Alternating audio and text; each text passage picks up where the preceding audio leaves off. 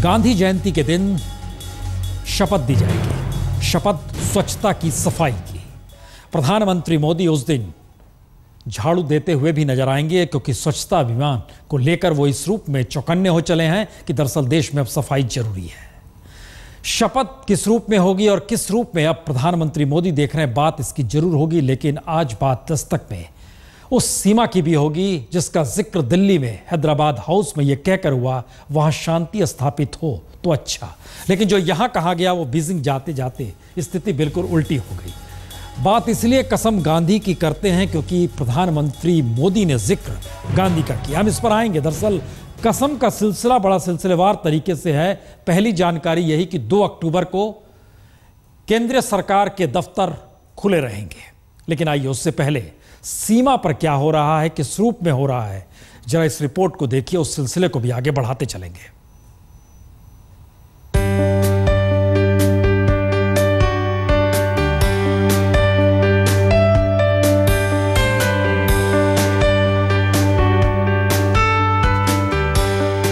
हिमालय की छांव में दुनिया की सबसे खूबसूरत इसी पिंगोंग लेक पर चीन की नजर है।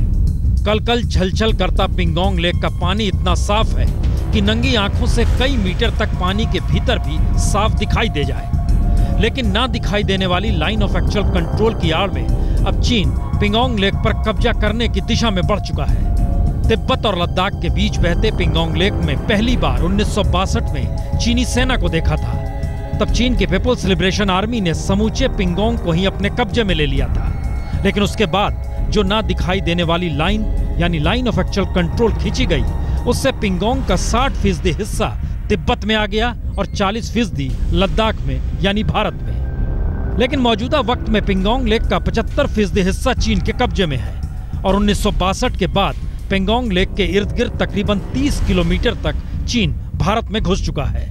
लेक के इर्द गिर्द के स्नोमैन्स लैंड और पहाड़ों पर मौजूदा वक्त में चीन की सेना आ चुकी है। नागरिक यहां पर घुस चुके हैं।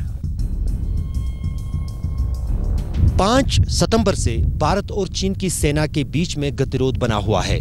लगातार फ्लैग मीटिंगों का दौर जारी है, लेकिन फिलहाल अभी तक फ्लैग मीटिंगों में कुछ निकल कर नहीं आया है। मेरे पीछे लाइन ऑफ एक्चुअल कंट्रोल पर चुशूल में ये 2 बेसमेंट्स है, हट्स है चीन और भारतीय सेना की।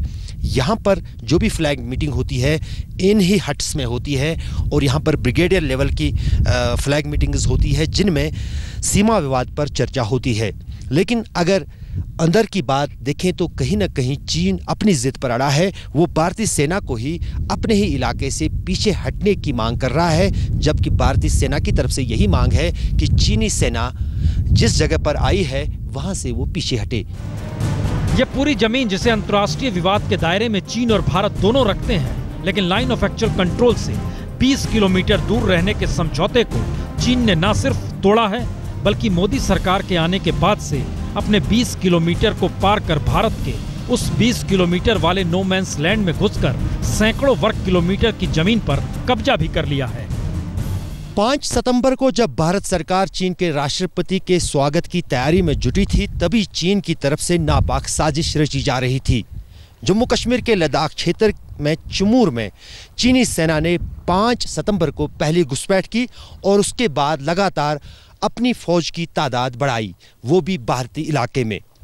अब भारत ने चुमूर के उस इलाके में अपनी तरफ से भी सेना के 3 बटालियन तो खड़ा कर दिए हैं, लेकिन जिस अंदाज से अभी भी चीनी सेना भारतीय जमीन पर डटी हुई है, उसने सुरक्षा के लिए चिंताएं बढ़ाई हैं। मुश्किल यह हो सकती है कि सीमा पर क्या हो रहा है और दिल्ली में क्या सोचा जा रहा था। हम इस पर भी आएंगे, क्या सोचा जा रहा था और क्या हो रहा है और वो कौन सी दिशा है और किस दिशा में जा रही है। लेकिन उससे पहले बात एक बार फिर कसम गांधी की खाते हैं। 2 अक्टूबर को क्या क्या होगा जरा देख लीजिए। गांधी जयंती के दिन सरकारी छुट्टी नहीं होगी। केंद्र सरकार के सभी दफ्तर 2 अक्टूबर को खुले रहेंगे और सभी कर्मचारी अधिकारियों को आना होगा दफ्तर में और दफ्तर आकर स्वच्छ भारत की शपथ लेनी होगी।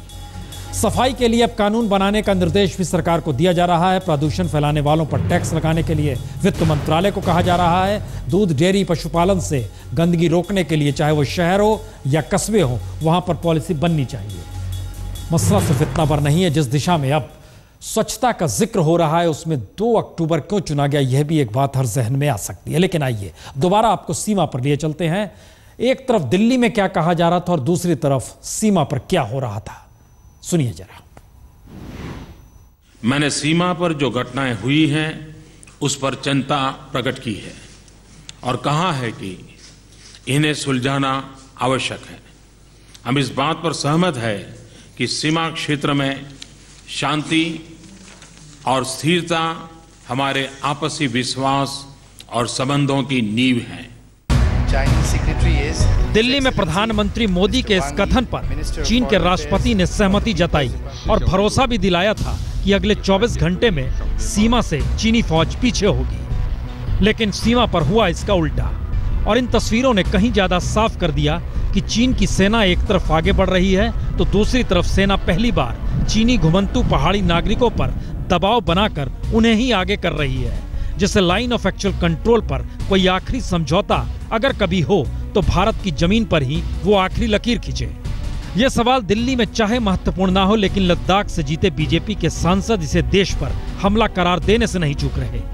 तो देश की प्रभुसत्ता पर यह आक्रमण है, तो इसको किसी तरह से टॉलरेट नहीं करना चाहिए। अगर वो एग्रेसिव पोस्चर अपनाते हैं, हमें उसको फेस करना होगा। तो क्या दिल्ली को भी इतनी ही चिंता है? और जिस तरह चीन के राष्ट्रपति ने बीजिंग लौटने के बाद 2 सवालों को उठाया, उसका मतलब मोदी सरकार निकाल कर रही है। अब कहीं ज्यादा यही महत्वपूर्ण हो चला है, क्योंकि शी जिनपिंग ने चीन लौटकर PLA क्षेत्रीय युद्ध के लिए तैयार रहे और सेना चीनी सरकार के लिए प्रतिबद्ध रहे। यह दोनों बयान भारत के लिए कहीं ज्यादा परेशानी पैदा करने वाले हैं। और ये इसलिए भी है क्योंकि पहली बार लद्दाख के देमचेक की जमीन पर चीनी नागरिक पक्के मकान बना रहे हैं और पहाड़ पर चीनी कैंप लग रहे हैं। 2 साल पहले तक चीन की तरफ जो नोमैड्स है उनका कोई यहाँ पर पक्का ठिकाना नहीं था।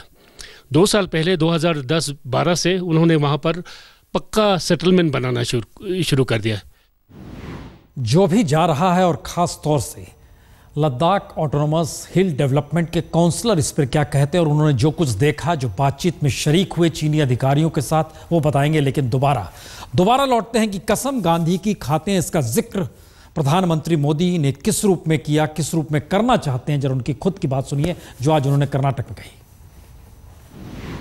अगर गंदगी से देश को मुक्ति के दिलानी है तो फिर हमें तय करना होगा, हम गंदगी नहीं करेंगे।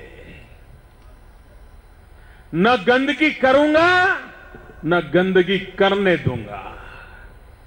और आप देख लीजिए जी, महात्मा गांधी ने हमें गुलामी से मुक्ति दिलाई, हम भारत मां को गंदगी से मुक्ति दिलाएं।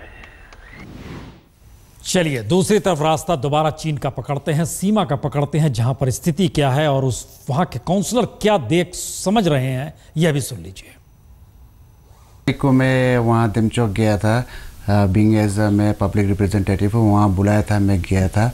फिर वहाँ जाके मैं उसके काउंटर पार्ट के साथ भी मेरे बात हुआ था, मगर वो लोग भी वही बोल रहा है कि ये सारे डिस्प्यूटेड एरिया है। वो चाइना वाला काउंटर पर ये बोल रहा है कि ये ज़मीन हमारा नहीं है।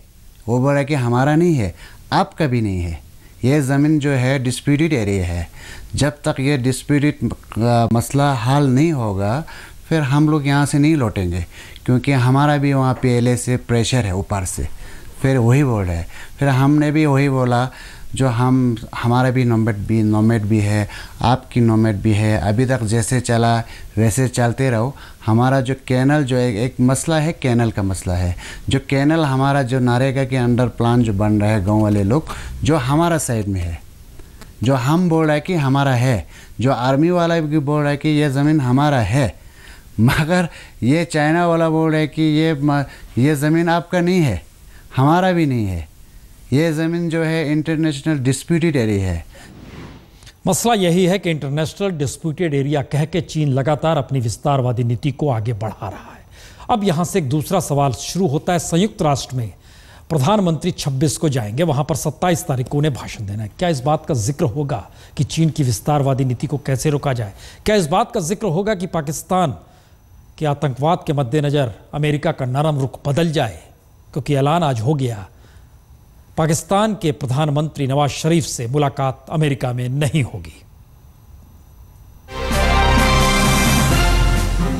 अमेरिकी यात्रा के दौरान प्रधानमंत्री मोदी नेपाल के प्रधानमंत्री सुशील कोइराला, बांग्लादेश की पीएम शेख हसीना और श्रीलंका के राष्ट्रपति महिंदा राजपक्षे से मुलाकात तो करेंगे, लेकिन पाकिस्तान के प्रधानमंत्री नवाज शरीफ से मुलाकात नहीं करेंगे। और मुलाकातों के इस दौर में चीन की सेना क्या लाइन ऑफ एक्चुअल कंट्रोल के पास वापस लौट जाएगी या फिर अमेरिका से निकटता के दौर में भारत को चेताएगी कि आखिर सीमा पर तो उसकी फौज खड़ी ही है।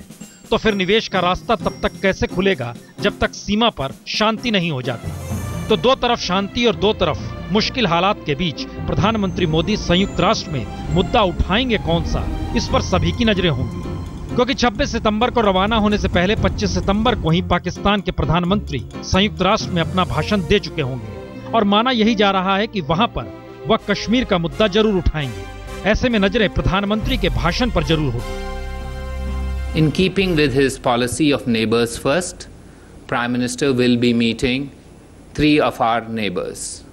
These are the President of Sri Lanka, the Prime Minister of Bangladesh, and the Prime Minister of Nepal. ध्यान दें तो प्रधानमंत्री मोदी इससे पहले की विदेश नीति से इतर भारत को ले जाने की दृष्टि नहीं चाहेंगे और माना यही जा रहा है कि संयुक्त राष्ट्र में इससे पहले भारत जिस तरह पाकिस्तान को आतंकवाद के कटघरे में खड़ा करता रहा है, प्रधानमंत्री मोदी भी पाकिस्तान को आतंकवाद के ही कटघरे में खड़ा करेंगे। लेकिन सवाल यह भी है कि क्या मोदी संयुक्त राष्ट्र में चीन की विस्तारवादी नीति पर भी इस बार उंगली उठाएंगे? क्या प्रधानमंत्री मोदी पाकिस्तान को लेकर अमेरिकी नरम रुख पर भी उंगली उठाएंगे या फिर विदेशी निवेश, विज्ञान और तकनीक के साथ साथ रक्षा जैसे मुद्दों पर बातचीत जिस तरीके से अमेरिका में केंद्रित होने वाली है, उसमें अमेरिकी राष्ट्रपति बराक ओबामा के अलावे प्रधानमंत्री बोइंग, ब्लैकरोल, गूगल और सिटी ग्रुप के बड़े कॉर्पोरेट अधिकारियों से मिलने के बाद उसी दिशा में देखेंगे जहां पर निवेश भारत में ज्यादा हो और इंफ्रास्ट्रक्चर से लेकर रोजगार कार्यक्रम जिस दिशा में सरकार बढ़ना चाहती है उसी दिशा में आगे बढ़े। और एक अच्छी बात है कि भारत के विदेश मंत्री सुषमा स्वराज भी अमेरिका जा रही हैं, क्योंकि इससे पहले प्रधानमंत्री के दौरे में कभी कोई मंत्री साथ गया नहीं। इसको लेकर लगातार बात चलती रहती थी और विपक्ष कहीं ना कहीं निशाने पर सरकार को लेता रहा था। लेकिन बहरहाल इन सब के बीच समझौते की घड़ी के बीच समझौते की आहट सुनाई दे रही है महाराष्ट्र से। जो तलवारें खींची थी म्यान में डाली जा रही हैं। तो साथ बैठकर प्रेस कॉन्फ्रेंस ने जतला दिया कि शिवसेना और बीजेपी एक साथ ही रहेंगे। दरअसल 13 सितंबर से खींची तलवारों को दोनों ने म्यान में रख ही लिया है, लेकिन ये रास्ता कैसे निकला और अब नया फार्मूला कैसे बन रहा है, यह भी कम दिलचस्प नहीं है। असल में शुक्रवार को पेडर रोड पर शेयर ब्रोकर मोतीलाल ओसवाल के घर पर हुई आदित्य ठाकरे और ओम माथुर की बैठक से ही रास्ता निकलने की शुरुआत हुई। उस वक्त ओम माथुर नरम हुए, क्योंकि संघ परिवार का निर्देश यही आया था कि गठबंधन टूटना नहीं चाहिए। तो पहली बार फार्मूलों को सामने लाने और बातचीत करते रहने पर ही बात बनी, और ये बात किसी नेता के घर पर नहीं बल्कि शेयर ब्रोकर के घर पर हुई। लेकिन फार्मूले में मिशन 150 पर अपने बूते निकली शिवसेना को झुकना नहीं था, तो वो झुकी भी नहीं। सीटों को लेकर नहीं झुकी, लेकिन सीएम पद पर बातचीत नहीं होगी इस पर वो मान गई। वहीं फार्मूले के लिए बीजेपी की सीटें छोटे सहयोगियों के हिस्से से उसे दे दी जाए, इस पर भी सहमति बनाने की दिशा में दोनों ही बढ़ गए।